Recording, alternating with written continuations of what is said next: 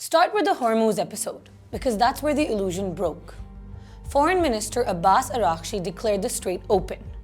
Markets reacted instantly. Diplomacy seemed to be working.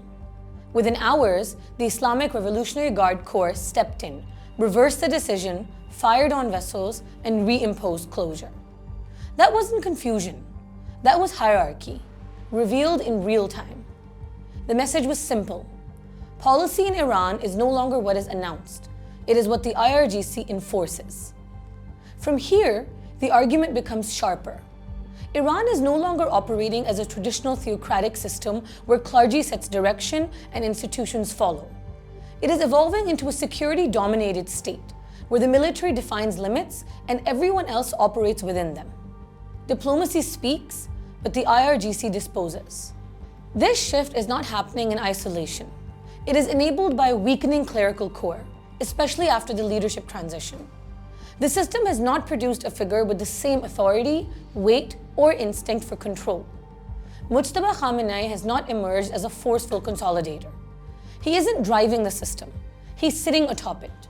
That creates a vacuum, and institutions don't tolerate vacuums. The IRGC fills them. Now here's the uncomfortable but important part. This model, in some ways, is more legible internationally. Iran cannot replicate China. There is no Communist Party equivalent to discipline the system and subordinate the military like the People's Liberation Army. But it doesn't need to. What's emerging is different. A single-window power structure. The clerical head remains for legitimacy, but real authority consolidates in one operational center, the IRGC. For external actors, that has a strange kind of clarity. You're no longer dealing with layered ambiguity. Moderates, hardliners, clerics, technocrats. You're dealing with one dominant actor that controls escalation, de-escalation, and enforcement. Hardline, yes, but coherent. In that light, even earlier remarks about regime change start to make more sense. Not collapse, not democracy, but recomposition. The face stays, the weight shifts. For the US and parts of Europe, this means fewer illusions.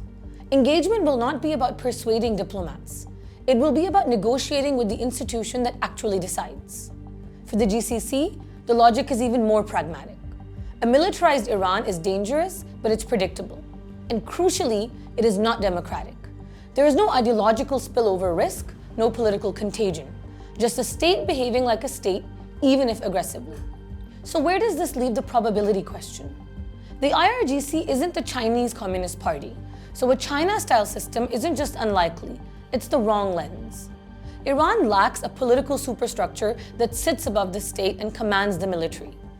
Instead, what's emerging is subtler.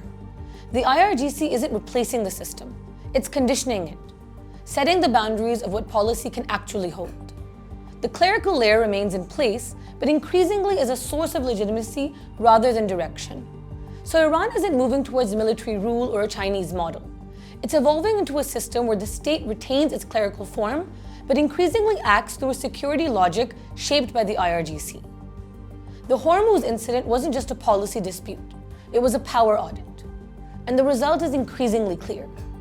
Iran is not being ruled by the clergy alone. It is being run by the institution that can act, enforce, and escalate at will, while everyone else adjusts around it.